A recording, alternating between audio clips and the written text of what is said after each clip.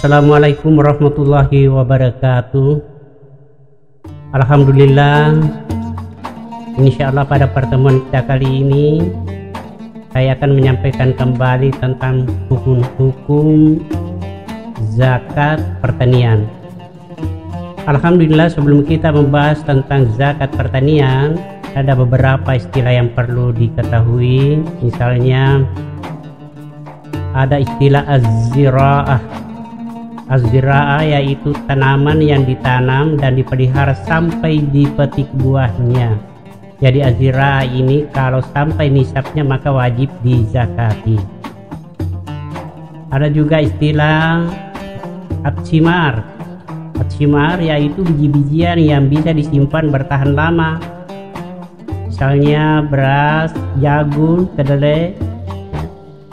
Dan demikian juga itu as-thimar kalau sudah sampai nisabnya maka juga kena wajib zakat. Nah, ini al-fawakih. Ada istilah al-fawakih yaitu buah-buahan yang dikonsumsi sebagai lalapan atau sayur-sayuran seperti mentimun, semangka, pepaya dan sebagainya.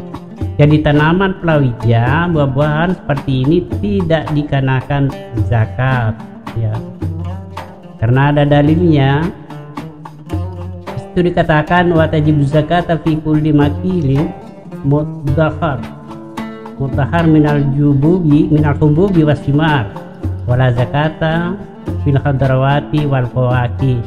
Jadi adapun buah-buahan dan bijian yang wajib dizakati apabila sudah sampai nisabnya, yaitu biji-bijian yang kering tahan lama. Sedangkan yang tidak wajib dizakati yaitu tanaman yang termasuk lalapan, sayur-sayuran.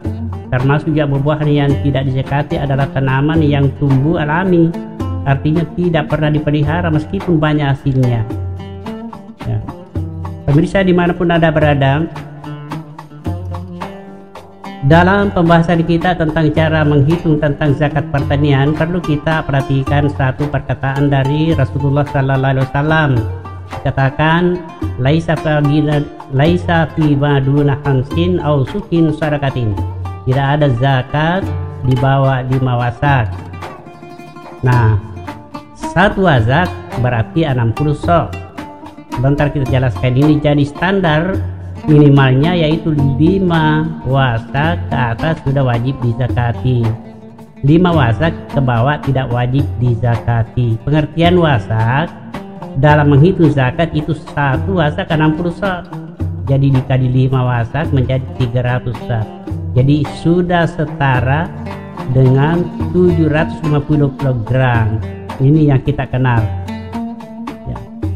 Nah, ada 3 macam analogi cara menghitung zakat pertanian. Yang pertama, menggunakan sa', yaitu menghitung dengan tangannya orang Arab atau telapak tangan sebanyak 300 sa', ya. Cara yang kedua menggunakan mud.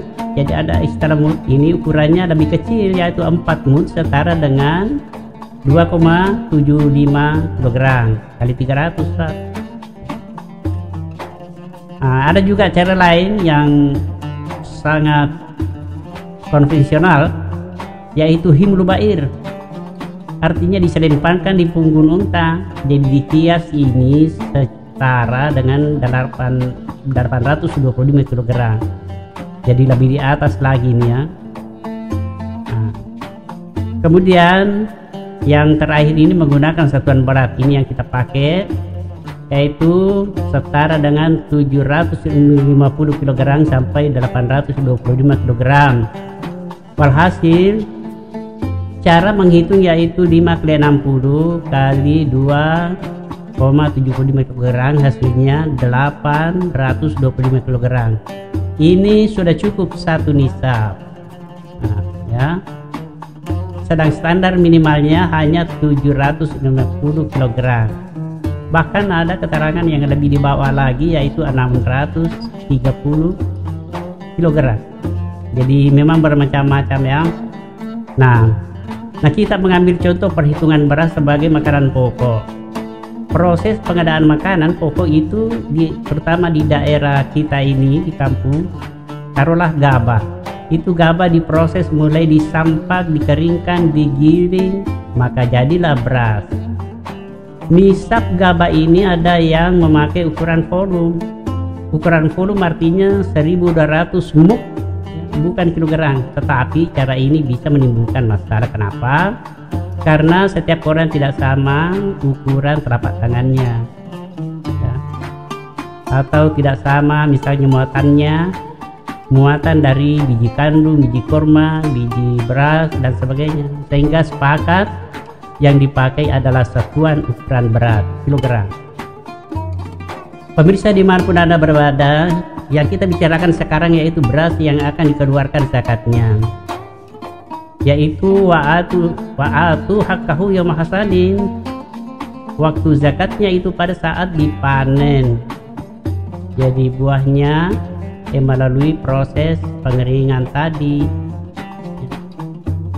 Kalau beras itu nisabnya 653 kg sampai 750 kg. Inilah yang akan dizakatkan, terdiri beras yang sudah digiling dalam keadaan kering, bersih, sesuai dengan perkataan Rasulullah sallallahu alaihi wasallam, wa zakatu 'alal hububi ba'da tasmiyatiha min fasyu wa tabani. Jadi zakat biji-bijian setelah dirontokkan hingga menjadi kering dan bersih. Kemudian dihitung nisabnya. Jika mencapai 750 kg maka dikeluarkanlah 10% untuk tada hujan atau 5% untuk irigasi, ya.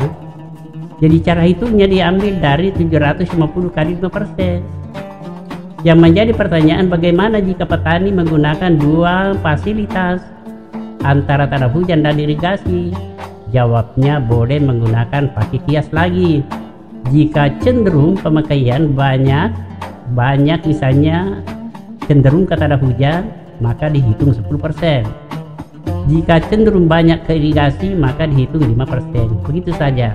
Tetapi ada juga yang memakai kias lain, ya, menggunakan perhitungan mengambil jalan tengah. Jadi antara 10% 50% berarti 7%, gitu ya. Jadi silakan berkias begitu, ya. Kemudian pertanyaan berikutnya, bagaimana seandainya ketika mengalami proses kemudian turun beratnya sehingga tidak mencapai lagi nisab?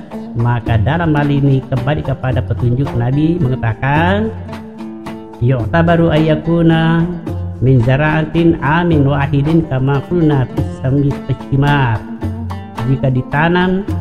Jika tanaman ditanam pada tahun yang sama, boleh digabung untuk mencapai nisab kalau objeknya sejenis. Maksudnya di sini padi sama padi, gandum sama gandum dan sebagainya. Andai kata masih belum cukup misalnya, boleh cara lain, yaitu menunggu tanaman di sawah petak lain kalau ada. Ini maksudnya untuk digabungkan dan syaratnya harus dalam kurun 1 tahun waktu panen, ya. Nah, pemirsa, kalau masih belum cukup misalnya berarti tidak kena wajib zakat, tetapi itu tidak menghalangi niat untuk melaksanakan sedekah. Yakin bahwa Allah Subhanahu wa taala tidak akan menyia-nyiakan hambanya yang berarti ikhlas untuk bersedekah, ya. Kita ingat satu ungkapan Rasulullah, jahilun zakiyun khairu min alimin baqilin. Orang bodoh yang pemurah lebih baik daripada orang pintar yang kikir. Amin ya rabbal alamin.